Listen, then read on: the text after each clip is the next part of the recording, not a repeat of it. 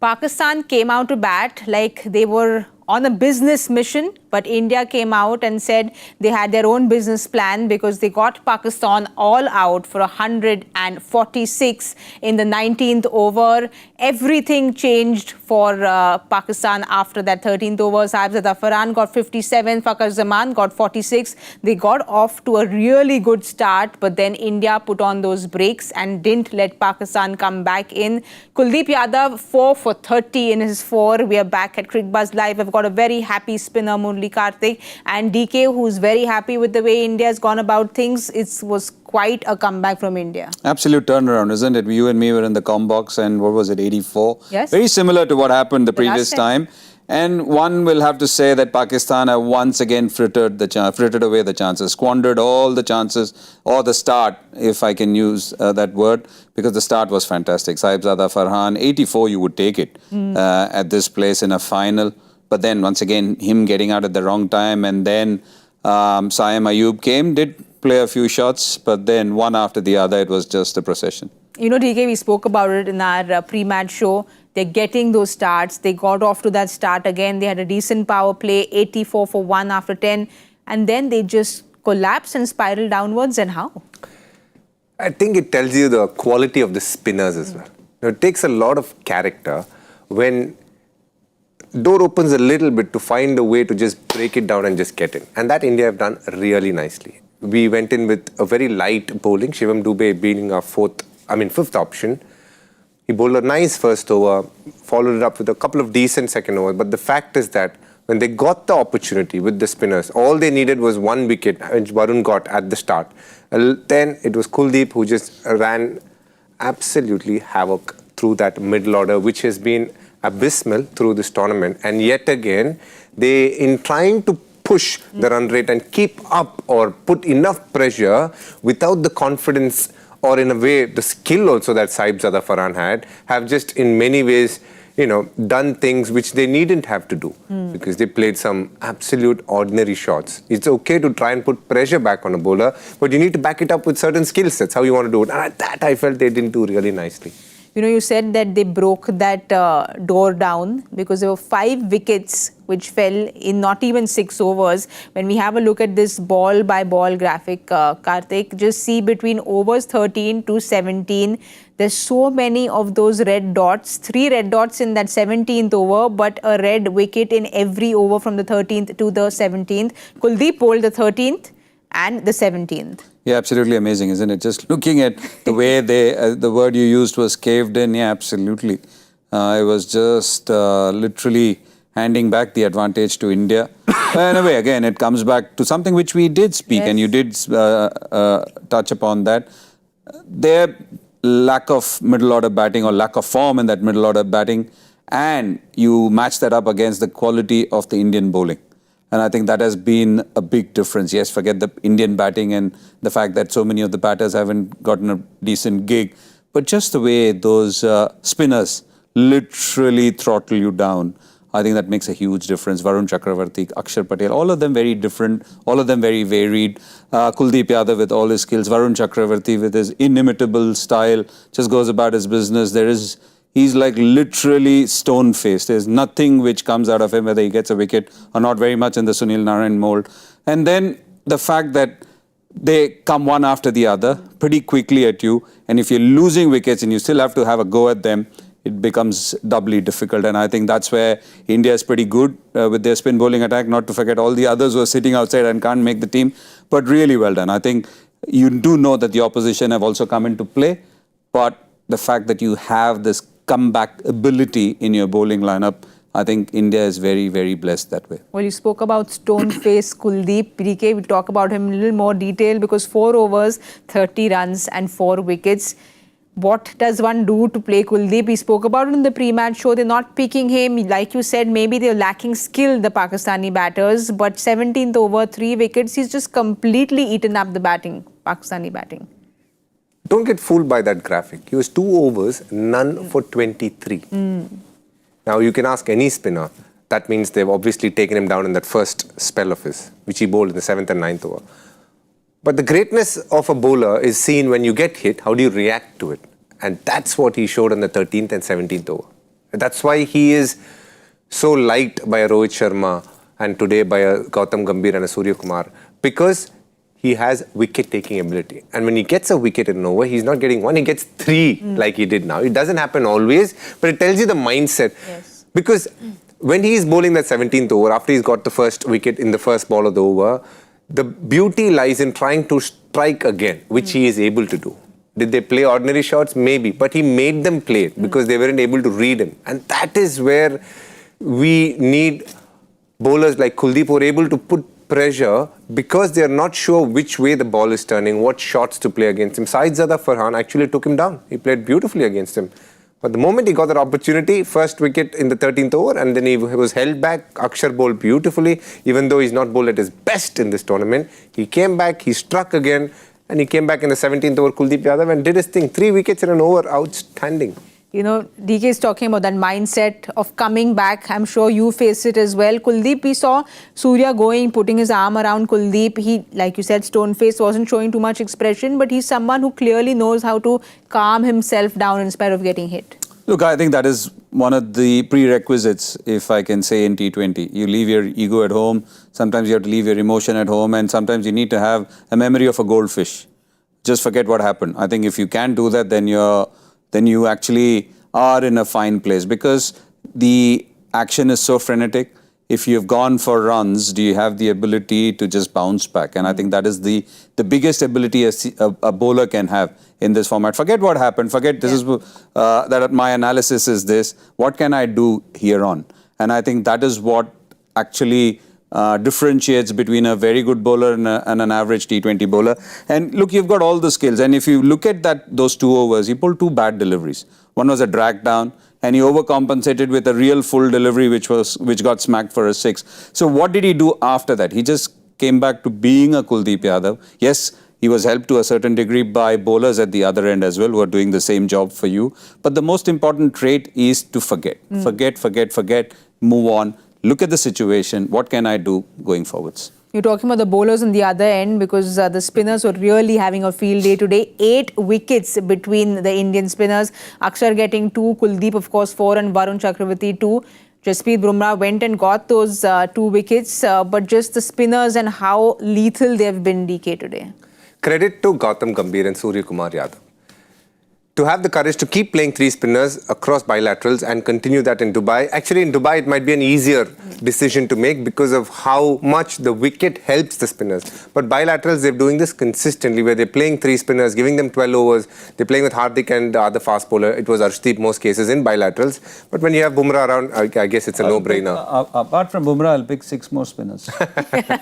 and that's a very interesting one, because not many teams like playing so many spinners, and also not many teams have such quality spinners. And again, you got to give credit back to IPL for throwing in such new talents, young talents, consistent talents.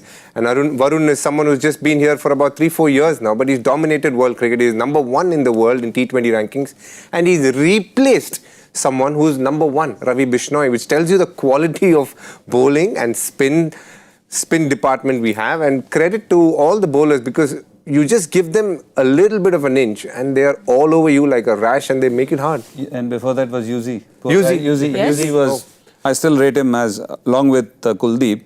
In terms, I look at things from a very spinner's point of view and how they operate. Yeah, T20 spin bowling is very different, but just from a penetrative impact, what Kuldeep has, when you need it.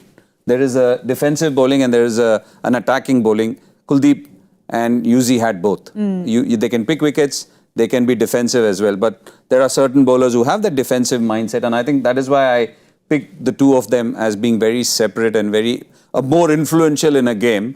The others do play a part, yes. Don't get me wrong. All the others are all byproducts of the T20 format, and they're all playing a part. But when you look at these 2, it was a nice coinage, Kulcha, but unfortunately, it's not a partnership anymore. Yeah, Kulcha's, love it is talking still about Kulcha, but it's just Kuldeep and Chakravarti now. yeah, it's a good one. Well done. Yes, well done. done. Yeah. But, Kulcha, it's still Kulcha. Well done. Why didn't we think of it? Well done, DK. But the spinners were all over the Pakistan batters today. They started off really well, Fakhar Zaman and Syed Farhan. And then after that, just look at that scorecard, 14 and then just single-digit numbers. Pakistan are not going to be happy when they look back on the scorecard. But just a little bit on Fakhar Zaman and Syed Farhan. You know, DK, we were talking about it. They were racing down the track. They were trying to use their feet against Bumrah. Even Kuldeep, that 1-6 against Axar as well, they were using their feet. Why didn't the rest of the batters follow that? Yeah, to be fair, rest of the batters actually use their feet, but the only thing is hitting it 6 to 8 straight up, and that is what skill is, Saimi. The fact is that they've played 3 overs of pace bowling, and when they come on to play the spin, they're playing it in a very attacking way using their strengths. Now, as a middle order batsman, when you go in, and we discussed this yesterday or the day before, it's one thing opening the batting and then getting to play spinners when you're batting well. Another one completely different when you have to walk in and start playing spin. You need to respect the conditions and what the bowler is doing. If you come in with a preconceived notion of this is how I want to play because I want to get to this score, you might be getting ahead of yourself. And that's what happened to Pakistan. You could see they wanted to be aggressive. So the intent is good, but you got to add a little bit of brains and responsibility to that and say, okay, on this pitch, what can I do using my strengths? It's not like I want to lost so many wickets. Just kind of check where you are, right? Wasn't be check logical. Also in T20 cricket would mean playing positive, but the check needs to be in a way where you understand what shots you can play. Not like, okay, Kuldeep, I'll step out on it. Yeah. Everybody is just doing that. You are not putting pressure using your strengths. You're playing shots that you believe will just get you out of jail. That's not the way you can do it at international cricket, and that's why Pakistan middle order have actually found it hard through the middle, and for that matter, a lot of teams in this tournament, more so Pakistan, because they've done it consistently. Their middle order between 3 and 6 have given them nothing. Yeah. You can say Hussain Talat gave them an odd inning, Mohammad Haris gave, but I'm talking about consistency. As a middle order group, they have given very little to this Pakistan team. They were constantly looking at 180, 190, 200 instead of seeing, kya pitch hai, kya dal raha hai, what should I do? These are the 3 questions that they need to be answering, not just looking at what the end point is and trying to reach it there in a hurry. Well, They have been kulchaxed. I'm sure you're going to be using this in the future a lot, and then you're thinking of DK. Yeah. But like we're saying, from that 3, 4, 5, 6, the middle order, no one's doing anything. The top order, thankfully for them, got going today again. Yep. And they were complementing each other very well. So in the dressing room, they'll at least want to think of the top order, this partnership of 84 runs that they put on. Yeah, that is the only positive. When you look at it, that is the only thing which has been working well for them. And when you look at the run getters, it's not about the fact that they opened, but they've also done reasonably well. It's interesting because when Sahibzada Farhan got out, I think Fakhar Zaman was on 23 or 25 of 20 deliveries. So he was playing second fiddle. He was in the back seat. It was not as if Fakhar Zaman was on overdrive. But the most important thing is recognizing the situation. And I think that is where they've been found wanting, especially against India.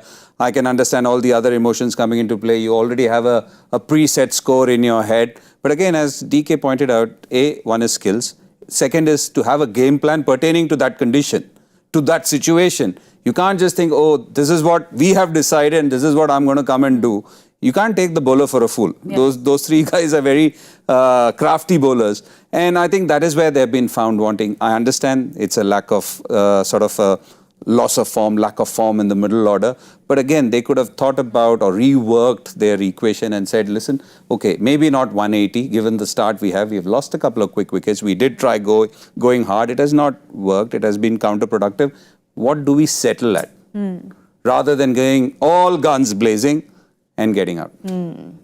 Well, good news for India is that the spinners really ran through the Pakistani batting. But I have some good news for all the Cricbuzz viewers as well. The good news is that the Cricbuzz app that you love so much is going ad-free. If you subscribe to it today up until midnight for 99 rupees, then you get an ad-free year, which I think is a steal. So I think you all should quickly in this break go and subscribe up until midnight today for 99 rupees if you all want to grab this offer. But DK, coming back to the offer that India has to go and put forward now when they go, they've seen how Pakistan have batted. A few reckless shots, the least to say. They were trying to be very aggressive. We spoke about how Abhishek probably goes, warms up and then comes out to bat, but he goes hard from the word go. Can we expect the same, or they're going to take it a little easy? He should do the same. It is his best version of himself, and he's able to definitely put pressure against good bowlers, and he's doing it consistently. He doesn't need to change anything.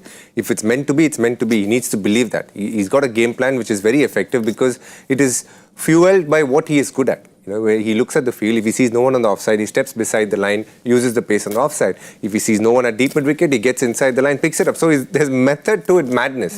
And you need to appreciate that. Yes. And if he does get out, it's fine. If he's gone through the same gears, if he does something different because it's a final, because it's a low score, then he's not being true to his game. I would like Abhishek to do the same, and the rest of the batters to understand what the situation is. Situational awareness is all it takes to win a game like this. 2 partnerships, done. There's not much Pakistan can do. First thing would be to obviously put pressure back on Shaheen Shah Afridi, and then through the middle, Abrar Ahmed. These are the 2 big challenges that they have. If they're able to counter it nicely with good solid shots, I'm sure India will have a very comfortable victory. I would like to think he's already under pressure, given what Shaheen happened. is. Shaheen Shah Afridi is already under pressure against India, because his performance in this tournament, at least, when you look at what he has done against India vis-a-vis the others, is chalk and cheese. And again, as DK said, you don't want to, the last thing you want any player to do is second guess yourself. And I think you don't want that from anybody.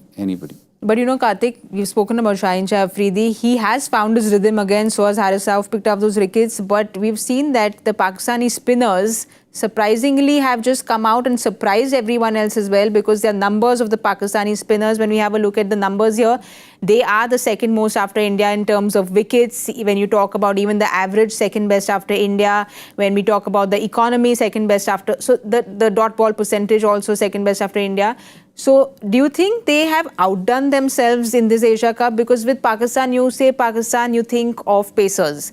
Yes, they have obviously had greats with the spinning department as well. But when I say outdone themselves, it's because we have seen Afghanistan, we have seen the spinners that India have. Are you surprised with the way the Pakistani spinners have gone about? Look, I would be surprised given the fact that you look at the quality on show in Asia Cup. Obviously, we did that piece as well. India is number 1.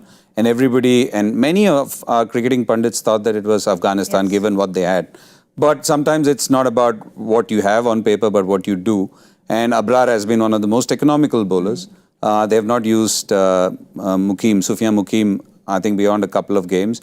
But Mohammad Nawaz came into this tournament with some reasonable form. And at the end of the day, again, it is about being aware of where you're bowling, what can you do given those conditions. And I think they've been pretty good, Abrar, and the way they've been used. And also, again, comes back to the same point, which I always make. Spinners are intelligent. You just don't think that spinners are not intelligent. Wherever they come from, they're intelligent. Well, there are intelligent spinners, but Haris Rauf also will need to be a little intelligent today, because he's again found his rhythm. He didn't start off the Asia Cup, but he was pretty quick, coming on the batters very quickly, 140 plus clicks. He was bowling the slower ones, getting those wickets with the slower ones, but he was also leaking those runs there, DK. And we know Indian batters like that pace on. So how do you think he's going to mix things up today? For him, for somebody who's skiddy, I think the key is going to be length. Because when he gets length wrong, people who generally try to skid on with that, people you can use your pace nicely. If going over 140, you have such a good economy, that means when you do bowl quicker, you're able to land it slightly fuller and hit a length that is probably troubling the batters in trying to score runs, which mean anywhere between hip and the knee, and they're not getting control of the shots. The slower ones, obviously, people are not getting deceived enough. Now, sub 140 is a big varied area for us to speak with. If it is 138, again, that's normal pace. He's not bowled the quickest ball. But if it is 120 or 180, that means he's bowled a slow one. So we need to split that up even further. But the fact is that if he's bowling quick, it tells you that he's in good rhythm. And when he is in good rhythm, he's able to get the ball in good lengths. So his run-up is so key for him, because he has such a short jump, or rather he literally hustles through the crease. For him, that part of his action is very important. He is not somebody who bowls no ball, because he bowls from so far behind. One of those few bowlers who doesn't bowl close to the bowling crease. So he He's made sure that he doesn't bowl a no ball, but what he has always worked on is run up and rhythm. He's a very rhythmic kind of bowler. So when he gets his action and his run through correctly, he's able to obviously bowl that much fuller and trouble, not really full, but between the 6 and 8 meter mark and hit the top of the bat. And that is why he's been efficient. His biggest skill is obviously bowling through the middle and even more at the death. In the power play, he's gone for runs. And if somebody is going for runs in the power play consistently, that means you're not consistent with your line or length somewhere. But I think he's improved in this Asia Cup in the power play phase. He's not been challenged so much at the back end because the games have not gone that deep. But overall, he's a very talented bowler. He's made the rung purely because of his skills that he's shown in PSL and in BBL for Melbourne Stars. He's a very excitable bowler. He goes for runs but always gets you wickets. We're talking about rhythm. He's found his rhythm, but we haven't found our rhythm today with our predictions. I'm happy. I'm happy to. I'm very happy as an Indian supporter and an Indian fan. I'm very happy that they didn't reach our predictions. Your predictions score, but now if you want to have a second chance, I'm not. Okay. Okay, let me go first. What am I? I'm only going to lose. 6 overs. I am going 55. 63. Wow, DK is going to finish this off very quickly. 55, 63. I am going to be close by. I'll go with 54 because that was the strategy that Karthik wanted to adopt. But I was using it because you were good, not me. I have been woeful. Okay, I'll go with 56. No, now you can't change. I'll go with 56. 56, 55, Committee doesn't approve. And 63 are the scores that we have. What did I say? 55. Okay. 50? 55. 55. 50. Can I change also? Go 57. Are you sure? Is this the final answer? Lock. 56, 57, 63. Producers, please let's engrave this and write it in stone because it can't change now. And I'm pretty sure Mr. Bhogle is watching it because he's thinking of his scores and where he's going to finish on the table. I'm pretty sure he is looking at this match even more keenly than he ever does. He is. It is a first ball lot. That doesn't mean we can change anything. So I think we should go quickly watch that match. We will be back at the 10 over point at the Cricbuzz Combox. So do join us there. Thank you for watching Cricbuzz Live.